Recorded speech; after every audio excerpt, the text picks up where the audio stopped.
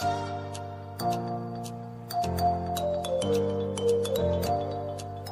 are listening to Alex Nanlohi Podcast, to know the Lord and to make Him known. Mari sama-sama kita berdoa sebelum kita membaca merenungkan firman Tuhan. Kami datang kepadamu ya Tuhan, firman yang hidup. Merindukan di awal tahun yang baru ini kami boleh melangkah bersama-sama dengan keyakinan iman yang teguh di dalam Engkau. Firman-Mu adalah kebenaran, firman-Mu adalah pelita bagi kaki kami dan terang bagi jalan kami. Biarlah firman-Mu itu yang kembali menerangi kami untuk boleh mengikuti apa yang menjadi kehendak-Mu. Di dalam nama Tuhan Yesus Kristus, kami menyerahkan pemberitaan firman-Mu. Amin. Shalom, selamat malam untuk Om, Tante, Opa, Oma, dan juga saudara-saudara, anak-anak yang dikasihi dalam Tuhan Yesus Kristus. Pertama-tama, saya menyampaikan selamat Natal, selamat Tahun Baru untuk kita semua. Dan malam hari ini firman Tuhan dengan tema Yesus adalah Raja. Bagian firman Tuhan yang kita baca tadi, yang dibacakan oleh adik-adik dari Matius pasal yang kedua ayat 1 sampai 12 merupakan satu bagian yang seringkali ketika Natal dibacakan. Nah, tapi mari kita kembali melihat sesuai dengan tema yang saya angkat malam hari ini, Yesus adalah Raja. Apa yang muncul di benak saudara tentang gambaran seorang raja? Mungkin buat kita yang hidup di alam demokrasi seperti sekarang, di mana sudah tidak biasa raja itu memerintah, kita biasanya punya presiden, punya menteri, punya gubernur, punya wali kota. Tetapi waktu bicara raja, apa yang muncul di benak kita? Mungkin yang muncul adalah gambaran orang yang memerintah dengan tangan besi, yang menjadi gambaran tentang seorang yang duduk di atas tahta dan kemudian memerintah rakyatnya dengan berbagai kemungkinan. Tapi kalau kita memperhatikan bagaimana bicara tentang Yesus, seringkali kita lupa bahwa Yesus itu adalah raja. Itulah yang kemudian kita lihat ketika Injil Matius tadi berkata, sesudah Yesus dilahirkan di Bethlehem di tanah Yudea pada zaman Raja Herodes, datanglah orang-orang Majus dari timur ke Yerusalem.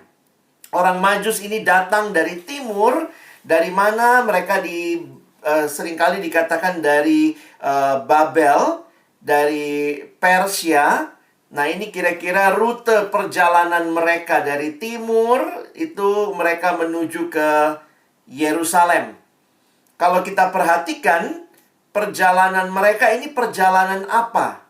Sesuai dengan Matius pasal 2, kita lihat ayat yang kedua. Mereka datang dan bertanya, di manakah dia, raja orang Yahudi yang baru dilahirkan itu? Kami telah melihat bintangnya di timur dan kami datang untuk menyembah dia. Mengapa mereka bisa menyimpulkan bahwa bintang yang muncul itu ada kaitannya dengan kelahiran seorang raja? Di dalam kita memahami akan hal ini, mungkin kita bingung, kenapa orang dari Babel kok bisa-bisanya datang ke Yerusalem? Mungkin mereka adalah orang-orang yang membaca apa yang ada di dalam perjanjian lama. Kalau kita tahu bahwa bangsa Israel pernah dibuang ke Babel. Jadi mungkin sekali ada bagian Alkitab perjanjian lama, kitab Taurat, yang tertinggal di Babel, yang mungkin juga dibaca oleh orang-orang di sana. Dan ini salah satu ayat yang mungkin mereka baca. Ini dalam kitab Taurat, kitab Bilangan pasal 24 ayat 17. Dalam bagian ini, dalam nubuat Bileam, ada perkataan demikian. Aku melihat dia, tetapi bukan sekarang. Aku memandang dia, tetapi bukan dari dekat.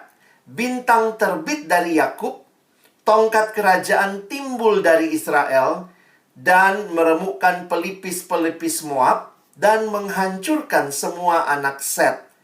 Jadi dari ayat ini, mereka menyimpulkan bahwa bintang yang sangat terang yang mereka lihat, ini adalah bintang yang muncul dari Yakub. Dan karena itu, kalau ini muncul dari Yakub, ini tentang Israel. Kalau Israel, di mana pusat pemerintahannya orang Yahudi? Di mana pusat pemerintahan orang Israel? Ya di Yerusalem. Jadi jangan heran kenapa orang Majus itu pertama-tama datang ke Yerusalem. Karena mereka sesuai dengan yang kita baca tadi, mereka bertanya, di manakah dia, raja orang Yahudi yang baru dilahirkan itu? Kami telah melihat bintangnya di timur, dan kami datang untuk menyembah dia. Mereka datang mencari raja orang Yahudi. Berdasarkan nubuat yang disampaikan di kitab Bilangan, kesimpulannya bintang itu menunjukkan lahirnya seorang raja dari orang Yahudi.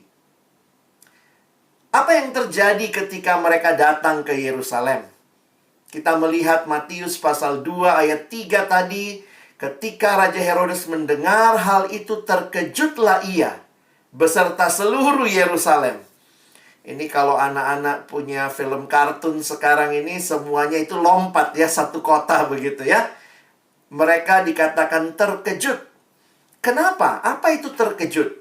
Mereka terkejut itu bisa berarti mereka gelisah, khawatir, merasa terganggu. Mengapa demikian? Sekali lagi ini menarik karena kalau kita perhatikan waktu itu rajanya Raja Herodes. Kalau ada raja baru yang lahir, pada masa itu biasanya raja akan punya anak, dan anaknya itu yang akan menggantikan sang raja. Mungkin Herodes kaget waktu datang orang Majus, lalu orang Majus tanya, di mana raja yang baru dilahirkan? Herodes mungkin cek DP istri, mana yang baru melahirkan?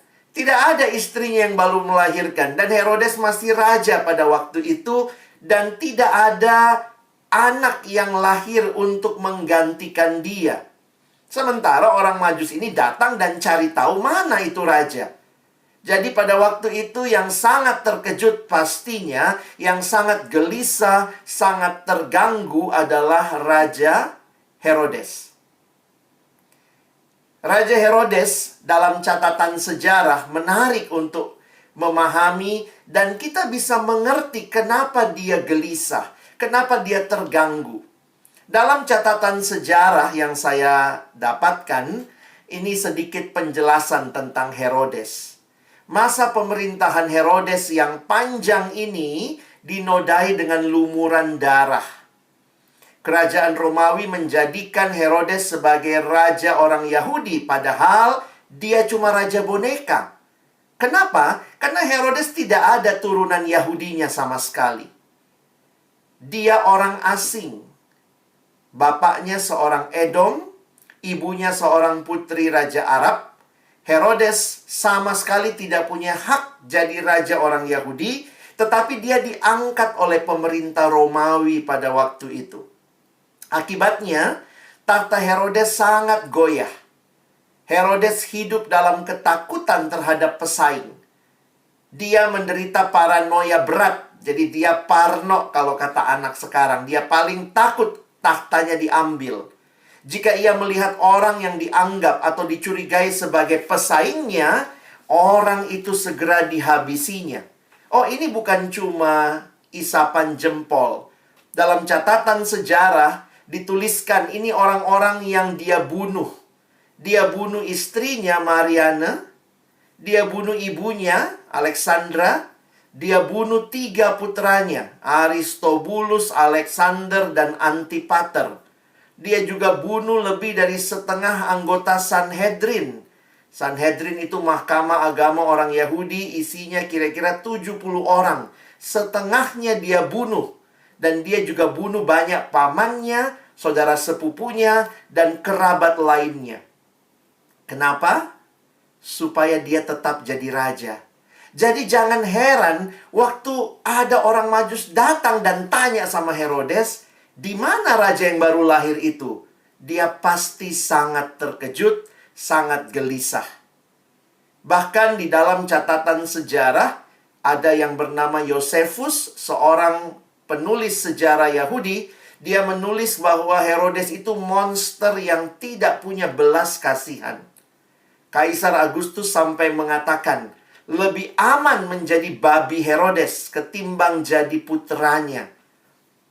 Jadi memang Herodes ini sangat takut kalau ada raja lain. Mungkin kalau kita baca sejarah ini kita bilang, oh Dodo, rupa apa ini Herodes ini ya. Mari kalau kita lihat sama-sama. Reaksi Raja Herodes terhadap kehadiran Kristus sesungguhnya adalah cerminan kita semua, manusia yang sudah jatuh dalam dosa. Dalam dosa manusia merasa dirinya lah segala-galanya. Manusia pikir dalam dosa saya rajanya. Padahal manusia selalu lupa dirinya bukan raja. Kita bukan raja. Allah yang adalah raja. Jadi waktu ada yang datang tanya sama Herodes, di mana raja yang baru lahir itu? Oh, Herodes sangat tergoncang. Kenapa? Karena di dalam tahta raja hanya boleh ada satu raja yang duduk. Tidak bisa ada dua raja, pangku-pangkuan di tahta itu. Tidak bisa. Saya mengutip kalimat seorang penulis buku bernama Timothy Keller. Dia berkata, only one person can sit on the absolute throne. Hanya satu raja yang bisa duduk di takhta yang sesungguhnya. Nggak bisa dua raja duduk sama-sama. Tidak mungkin. Only one king. The true king. Jadi sebenarnya kalau kita menyadari bahwa Yesus adalah raja, maka ini konsekuensinya. Jika Yesus adalah raja dalam hidup kita, maka saya harus turun tahta. Kalau yang kita sambut pada waktu kita merayakan Natal, Yesus yang adalah raja, jangan pikir dia cuma bayi kecil, mungil, tetapi dia juga dikatakan raja. Dan kita menyadari dia raja di atas segala raja. Maka kalau dia raja, kita sambut dia dalam hidup kita, maka kita harus turun tahta. Tidak bisa dua raja duduk di tahta yang sama. Mau siapa rajanya? Yesus atau kita? Memang banyak orang cuma mau Yesus dalam hidupnya sebagai konsultan, ya.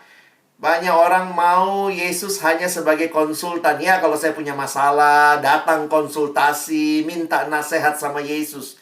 Tidak banyak yang mau menjadikan dia raja. Kenapa? Karena kalau betul dia raja, kita harus turun tahta. Dan kita sebenarnya dalam dosa, kita tidak pernah rela turun tahta. Kadang-kadang kalau anak sekarang lihat status di Instagram, di Facebook, langsung like. Tapi waktu kita berhadapan dengan Yesus, dia nggak bisa cuma di like. Oh, saya suka dia. Tidak bisa. Kalimat dalam tulisan Timothy Keller, dia mengatakan, Jesus cannot be just like. His claims make us either kill him or crown him. Yesus nggak bisa hanya kita sukai. Tapi kita harus mengambil keputusan apakah dia raja. Kalau dia raja, maka kita harus memuliakan dia. Kalau kita tolak dia sebagai raja, itulah yang terjadi. Orang-orang pada waktu itu membunuh dia. Respon siapa yang kita baca tadi yang luar biasa? Responnya orang Majus. Lihat bagaimana mereka datang. Mereka sadar mereka mencari raja yang lahir. Makanya waktu mereka melihat anak itu, masih anak kecil. Tapi mereka tahu bahwa dia bukan hanya anak kecil biasa. Dia raja. Lalu dikatakan mereka sujud menyembah. Dan bukan hanya itu, mereka mempersembahkan seluruh harta bendanya, yaitu emas, kemenyan, dan mur. Kalau Yesus adalah Raja, apakah kita sungguh-sungguh menyembah Dia? Kalau Yesus adalah Raja, apakah kita mau memberikan persembahan yang terbaik kepada Raja di atas segala Raja? Dan Tuhan tidak minta emas, tidak minta kemenyan, tidak minta mur dari kita. Tuhan tidak minta harta kita. Tapi Tuhan minta hidup kita yang kita persembahkan sebagai persembahan, hadiah kepada Tuhan yang sudah terlebih dahulu mempersembahkan seluruh hidupnya bagi kita. Om, tante, opa, oma, saudara sekalian yang dikasihi Tuhan, kalau betul Yesus adalah Raja, maka Dia memerintah dalam hidup kita. Berarti kalau Dia Raja, berkaitan dengan hidup kita, rencana siapa yang harus kita jalankan? Rencana kita atau rencana Dia? Kalau ini betul adalah hidup yang diberikan oleh Tuhan kepada kita, dan Dia Raja yang memerintah di hidup kita, maka harusnya seluruh aspek hidup kita persembahkan kepadanya. Buat adik-adik yang sedang studi, lagi belajar, persembahkan hidupmu kepada Raja di atas segala raja ini, Yesus, Raja yang sejati. Bagi kita dalam pergaulan, biarlah kita ingat bahwa ini bukan sekedar bergaul supaya kita dikenal orang, tapi bagaimana kita memuliakan Tuhan di dalam pergaulan kita. Bagi kita yang ada dalam relasi-relasi, pertanyaannya apakah relasi-relasi kita juga memuliakan Tuhan? Di dalamnya kita menyatakan Tuhan Engkaulah segalanya. Di dalam pekerjaan kita, apakah Dia adalah Raja yang berkuasa sehingga kita memberikan yang terbaik juga lewat pekerjaan kita?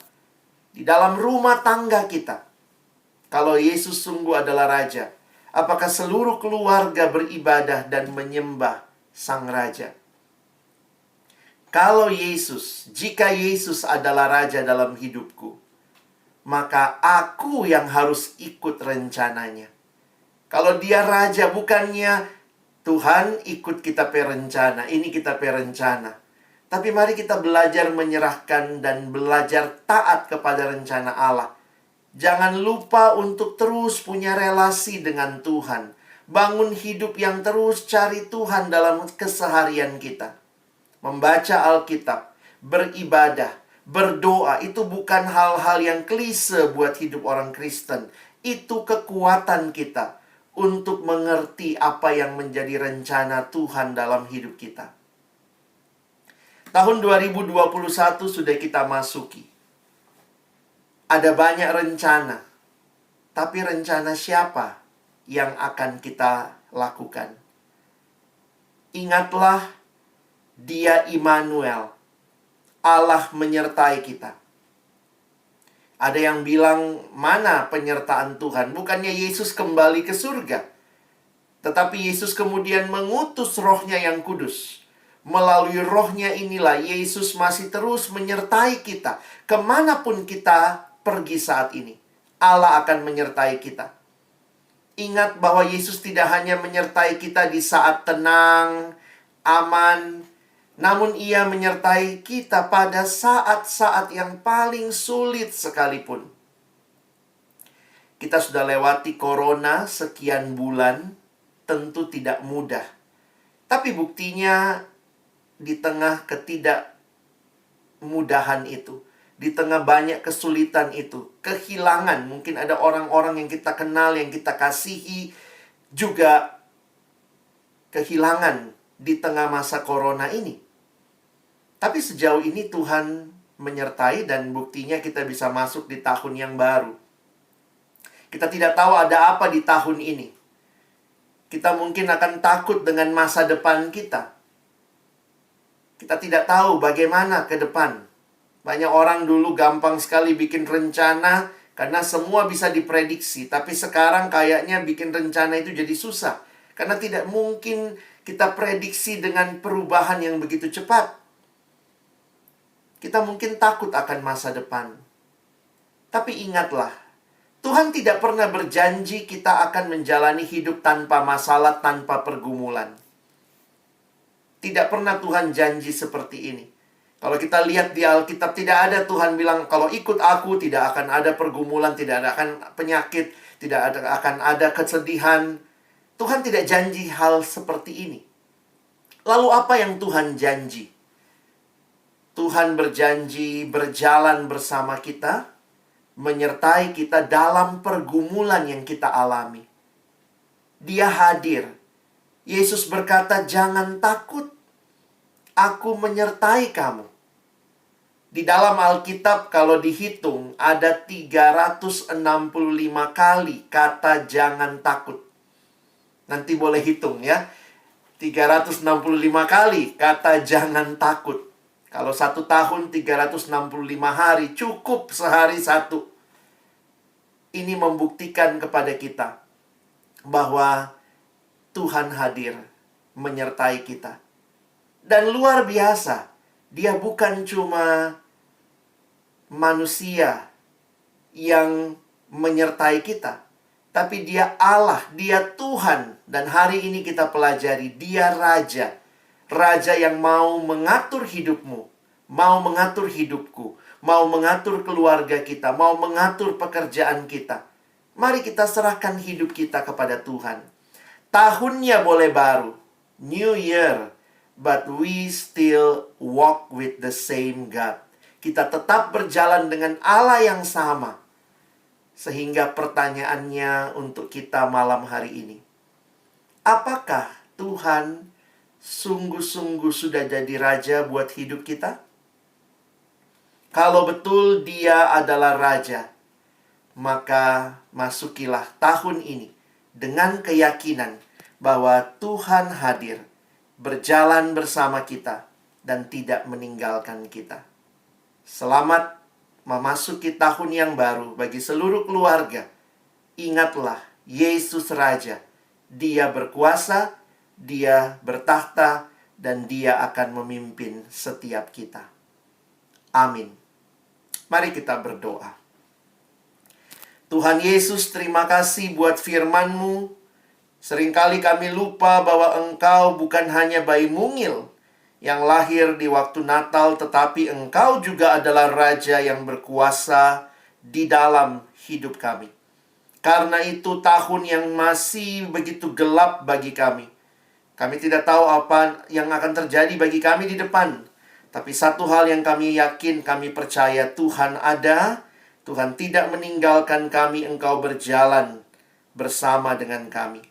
Karena itu, biarlah kami menyerahkan kehidupan pribadi demi pribadi, keluarga demi keluarga, bahkan pergumulan bangsa dan negara, bahkan dunia ini, kepada tangan kasih-Mu, ya Raja yang berkuasa.